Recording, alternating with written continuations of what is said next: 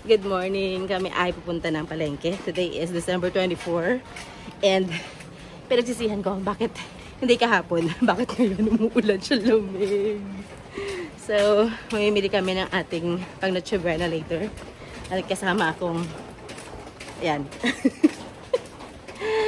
Ay nako. So, good luck. Papakita ko sa inyo kung ano meron sa Binyan public market. Kasi it's been a long time since nakapagpamalengke tayo. Wala lang akong choice ngayon. So, ayan. Mag-adventure tayo today. And tingnan natin kung ano current situation ngayon. Kasi, for sure, maraming tao. At, besperas ng Kapasko. So, Happy Christmas, everyone. Tara, mamalengke tayo. So, this is the Binyan Public Market or Binyan Bayan na kung tawagin namin. Yung papunta doon, papunta ng simbahan. Dito ako mamili ng gulay. Sa Pin Street, tawid tayo. Yay! Sinarado na nila itong ano dito. Parang nga naman siguro sa pamimili.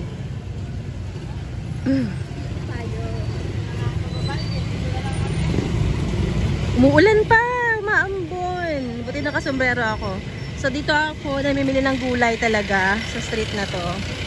Pero kapag 10 PM to up to 6 AM, meron kami dito tinatawag na night market. Eh dahil hindi naman tayo kami morning person. Actually, balak namin yun. Diba, Dad? Hanggang balak lang siya. Hindi na materialize. So, ayan. It's past 7 na yata ngayon kasi nag-breakfast pa kami. So, doon na lang kami mamimili sa kung saan ako lagi mamimili yung pagsakan ng mga gulay. Ayan. So, bili muna tayo ng mangga kasi gusto mag-mango float. Isang bata nag-request. So, dito ang kilo is merong 80 kalahati, 70 kalahati. Meron naman doon 90 kalahati. Try natin. Yung magandang klase is 90 kalahati, 85 ang yan, kalahating kilo. So, dito lang muna siguro. Ito na daddy, no? Pwede na ito, no? Ito yung 70 ang kalahati. Yan. Mangga. Mga mangga, oh. Saan galing ito, kuya? Pangasinan? Ayan, so dito ako namimili ng gulay. Yan. Bukod sa covered siya, bagsakan talaga ng gulay dito. Dito ako nakakuha ng mga murang gulay. Katulad nung Pechay Baguio. Mga, ito to. Ay, wow! 240 ang kamatis. My God! Sabi ko pa naman, mura yung gulay. 240. Magkano pa ba yung kamatis dati? Oh, 400 siya? Oh my God! Kasi mga balat na ng mga bawang. Marami lang talagang tao ngayon. Siyempre, given besperas ng Kapaskuhan, halos lahat ay mga malengke talaga. So, kuha muna tayo ng sibuyas, bawang, luya. Ayan. Ayan, presyo ng repolyo, 95. Tapos 60 ka. Sabi ko pa mag-ano ako, kimchi 60. Pwede na yan. Kimchi tayo, konti lang. Tayo kuha tayo ng, ang bawang 140. 80 yung white onion. And luya 130 imported. Doon tayo sa ano, local natin na luya. Ayan, bili muna tayo. Yung asawa ko, di ko na alam kung saan nagpunta. So ayan, mag-voice over tayo this time kasi merong music background at hindi magandang pakinggan. Nagulat ako doon sa presyo ng bell pepper, 720. Ayan o, yung red na yan na parang pahaba. Alam niyo ba, before, mas mahal yung green, yung malaki, parang globe type, ganyan na sweet pepper. Bumili na ako nitong, tawag doon, mint at saka basil. Pero, hindi ko siya gagamitin, itatanim ko sila. Now, kailangan kong bumili ng repolyo, hindi pa repolyo, ng lettuce, ayan. Kumuha ko ng lettuce na yan, yung iceberg, tsaka romaine, kasi gagawa tayo ng salad later. Gagawa tayo ng kani salad. Now, hindi ko maalala yung presyo niya. And also, kumuha ko na isang balot ng, tawag doon, okra. Kasi kailangan yun na Jomel. Pupurgahan natin siya sa okra. Yung ceiling green na pangsigang is 220. Yun namang sayote is 40 pesos per kilo. So, medyo mura yung sayote, ano. And also, kailangan din natin kumuha ng mga pipino para sa pangsalad.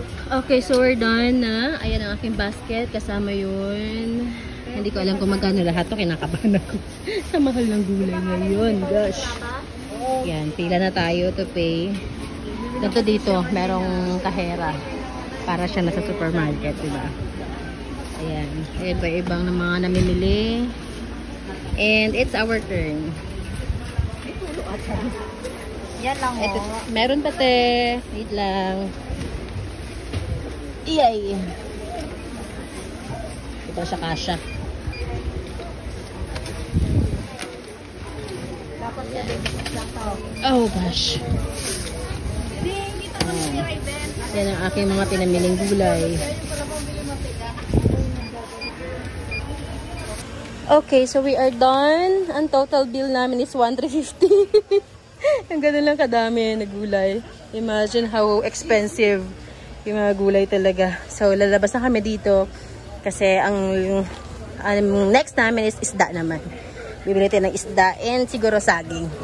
Dito sa area na to yung mga paggawaan ng wrapper. Yung lumpia wrapper ba?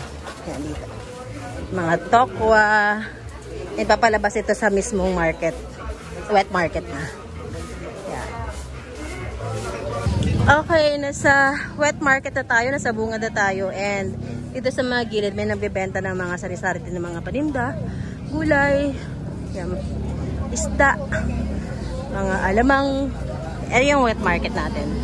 Napasok tayo doon naman. Grabe, daming tao. Ay, may alamang dito. Uulan pa, yung nagpahirap talaga yung pag-ulan eh. Ano, sarap ng gulay.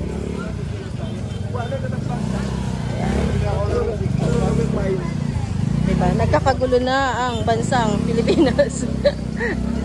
Ayan na. Ay, pako. Ang sarap nito. Meron dito mga nagbibenta sa gilid-gilid kasi ng mga gulay. Ayan ang ating palengke. Nasa may asawa ko. Hindi ko na makita yung asawa ko. Ayan. Bentahan ng mga isda. Bili tayong bangus. Ayan, ito ay 195 ang kilo. And ito naman 190. Sige, paano ako? Linis lang tsaka biyak sa likod, pang ihaw. Ayan. Meron din ditong boneless na. Ayan. Bili tayo tilapia. Kuya, magkano tilapia? 130. Galing Talisay. Pare-pareho? 135? Hindi pa tayo. Pili tayong tilapia. Excuse po. Excuse me po. Pero ba ako nanom, kuya? Pang-ihaw. Ito yung mga live na tilapia. Sana naririnig nyo ako. Nagkakagulo na ang buong palengke ng Binyan. Bili tayo ng medyo humihinga pa. Para fresh na fresh. Kahit mga 3 piraso lang. Ay! Ayan. Ayan. Ito. Another one. Ay, ito.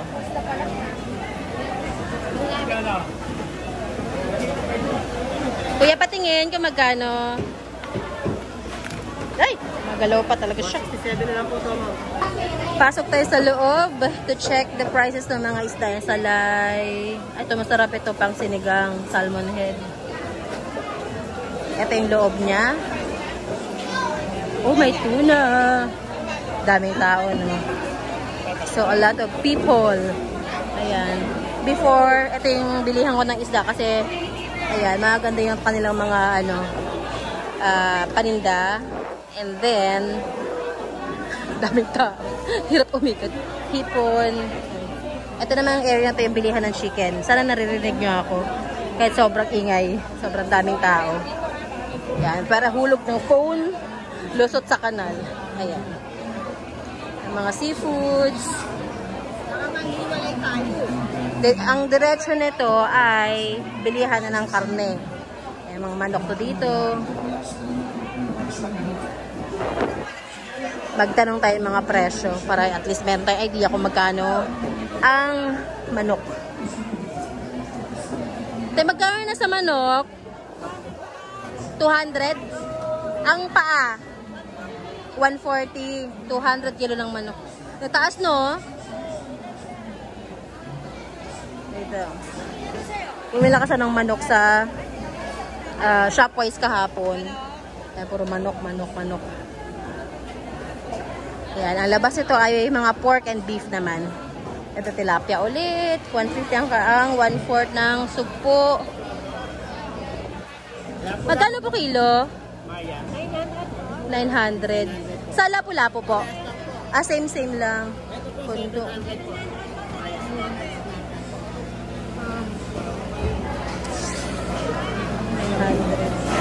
Para sarap ihaw.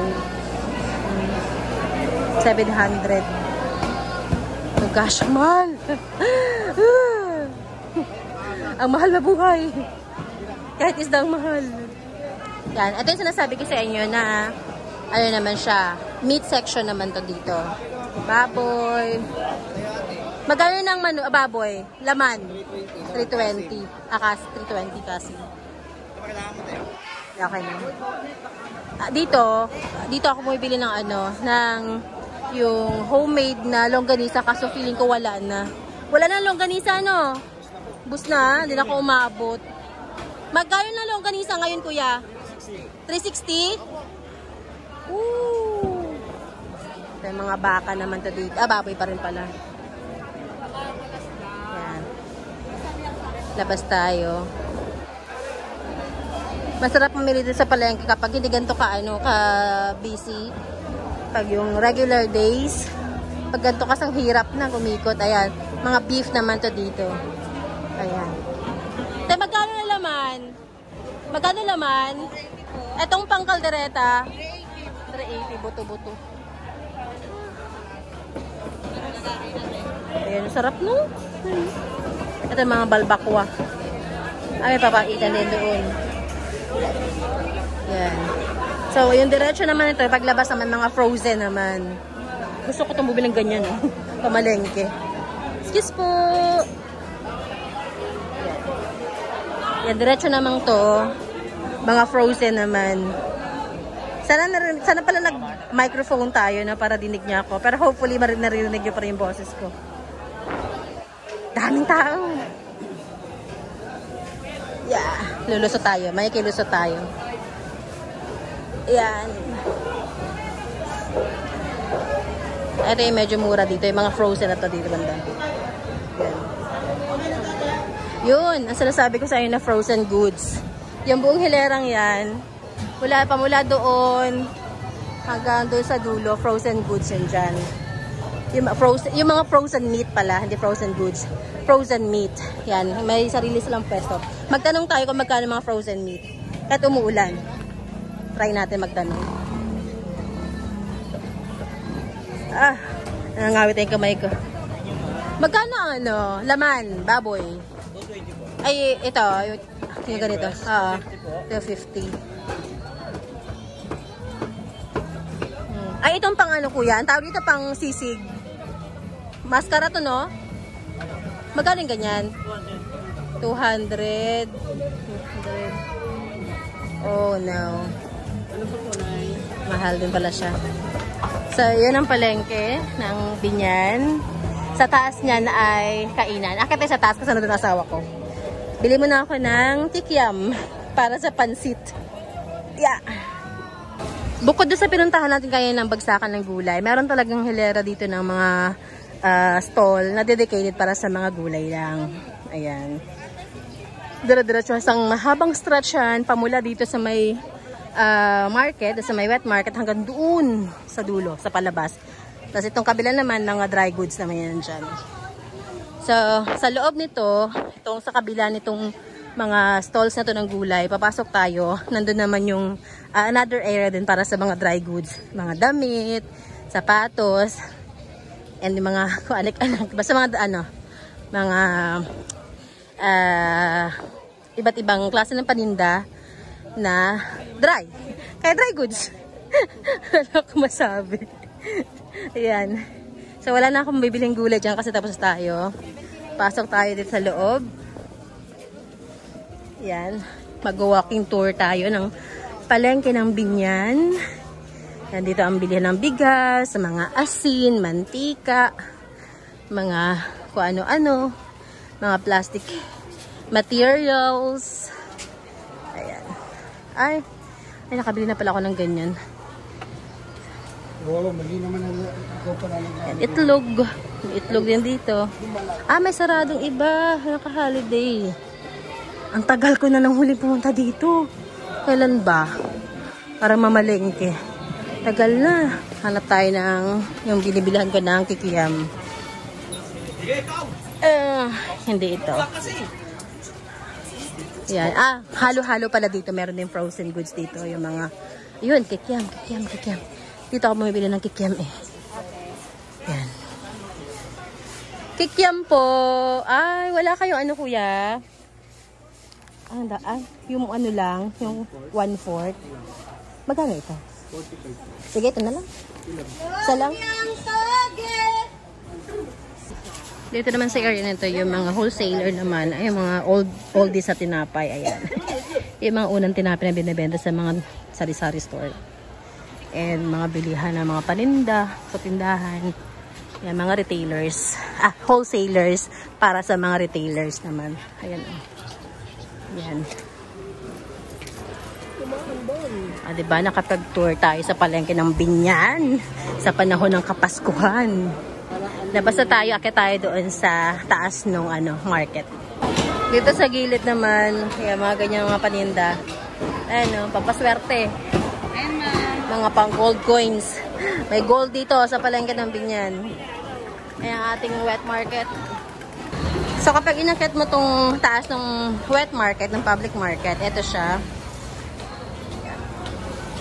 Ito tayo. Dito yung food court. So ito yung taas. Yan. And this is the food court. Kung gusto yung kumain, after mapagod mamalengke, dito kayo. Dito pwedeng pumunta. May mga stalls dito ng mga pagkain. Napagod ako.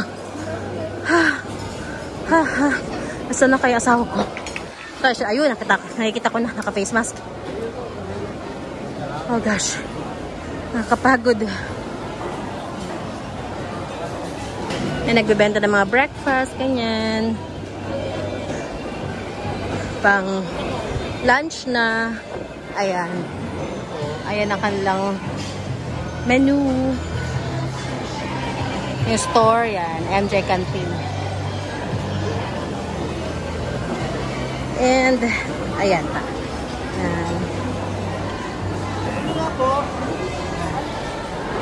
Dito pala may prepare ng mga orders ng kakanin, oh. Kakanin area dito pala. Ayan, oh. Pati doon.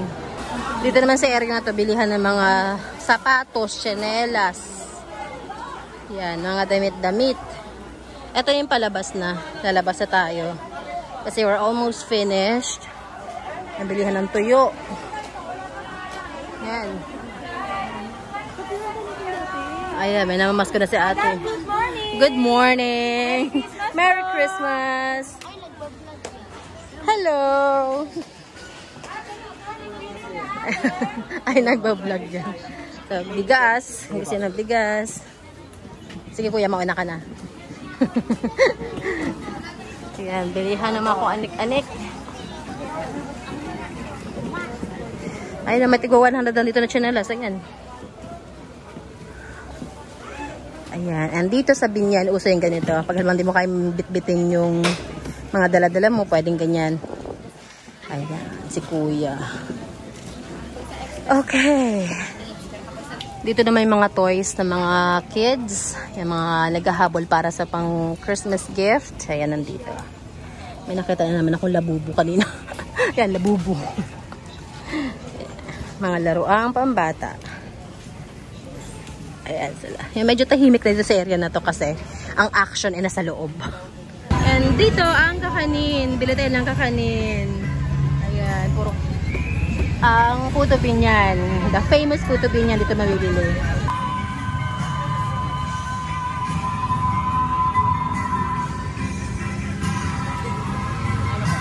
Okay na. Magkano kuya? So, tapos na ako. Uwi na kami. May ginagawa pa lang bagong building dito kaya parang feeling ko masikip. Ano kaya pa? Ito ang sabi ka.